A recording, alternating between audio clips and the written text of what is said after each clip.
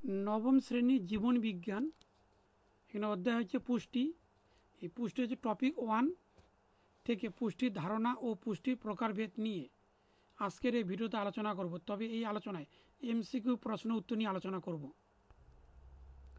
1 নম্বর প্রশ্ন, পরভোজী পুষ্টির সম্পূর্ণকারী সপুষ্প উদ্ভিদ হলো, এটা সবকটি, অর্থাৎ এই যে অ্যারাপ্লিসিয়া, স্বর্ণলতা, এই যে লোরান্থাস হবে। 2 নম্বর, একটি মিথজীবী উদ্ভিদ হলো লাইকেন। 3 নম্বর, হিস্টোরিয়া হলো একটি চোষকমূলক। 4 নম্বর, একটি মৃতজীবীর উদাহরণ হলো ইস্ট। 5 নম্বর, স্বর্ণলতা এক ধরনের উদ্ভিদ, সবুজি। 6 নম্বর, একটি আংশিক মৃতজীবী উদ্ভিদ হলো শ্বেতচন্দন। হবে এখানে।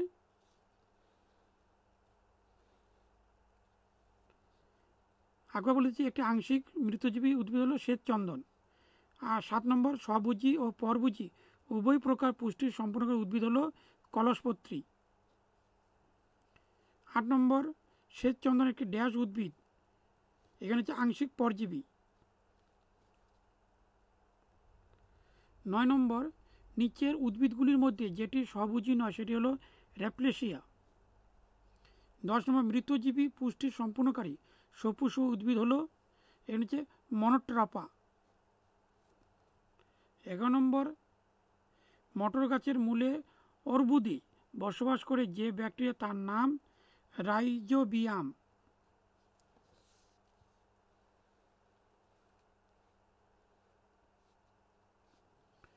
12 নম্বর হবে, শৈবাল ও ছত্রাকের সমন্বয়ে গঠিত সংগঠনটি হলো লাইকেন। ভিএম যে ধরনের জীব, এই যে অ্যান্ডোমাইকোরাইজা, আগে হচ্ছে অ্যান্ডোমাইকোরাইজা। 14 নম্বর, সবুজ উদ্ভিদের পুষ্টির প্রথম ধাপ হলো সংশ্লেষ। 15 নম্বর, নিচে যে উদ্ভিদটি পতঙ্গভুক নয় সেটি হলো কুচুরিপানা। তাছাড়া কলসপত্রী, সূর্যশিশির, পাতাচাষী হচ্ছে পতঙ্গভুক। এখানে 9 হচ্ছে কুচুরিপানা। একটি পূর্ণ পরজীবী উদ্ভিদ, এখানে হচ্ছে স্বর্ণলতা। 17 নম্বর, যে ধরনের পুষ্টিতে সহভোক্তা ও ব্যতিহারী লক্ষ্য করা যায় তা হলো, এখানে হচ্ছে মিথজীবী উত্তর হবে। 18 নম্বর, যে ধরনের পুষ্টিতে উদ্ভিদ মৃত ও পচনশীল জৈব বস্তু থেকে পুষ্টি লাভ করে তা হলো এখানে স্যাপ্রোফাইটিক পুষ্টি।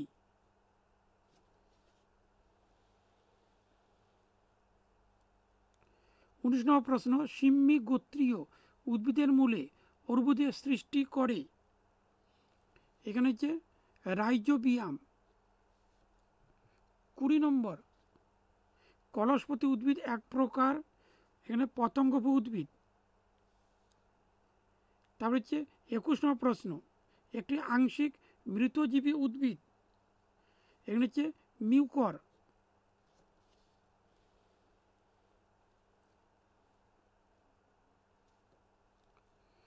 তারপর হচ্ছে 22 নম্বর, আংশিক পরজীবী উদ্ভিদ, এখানে হচ্ছে শ্বেতচন্দন। 23 নম্বর প্রশ্ন, পতঙ্গভুক উদ্ভিদ ও পতঙ্গভুক প্রাণীর পুষ্টির পদ্ধতি যথাক্রমে, এখানে উত্তর হবে সি, হ্যালোফাইটিক ও হ্যালোজোয়িক।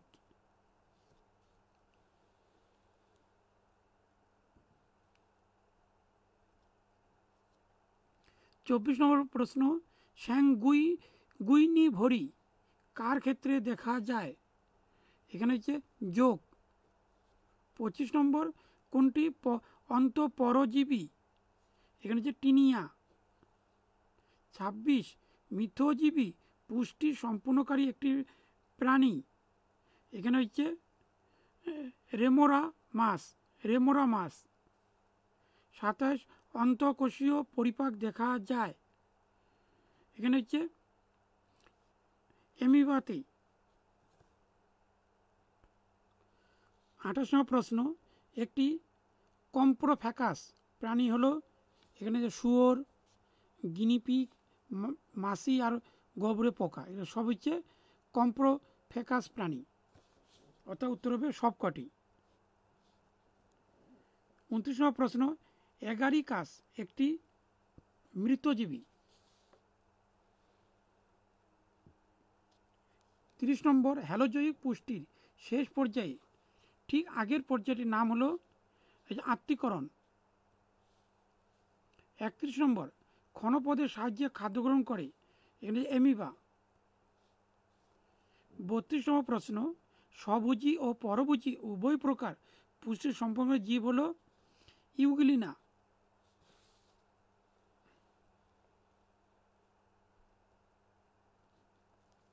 তার 33 নম্বর, ফিতাকৃমি এক ধরনের অন্তঃপরজীবী।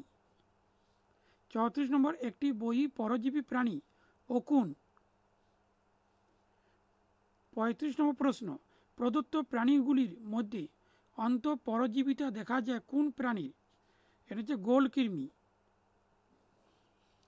ভিডিওটি যদি ভালো লাগে তো একটা লাইক দাও, আর আমার চ্যানেল নতুন হলে চ্যানেলটিকে সাবস্ক্রাইব করো, আর পাশে বেল আইকনটি প্রেস করে দাও।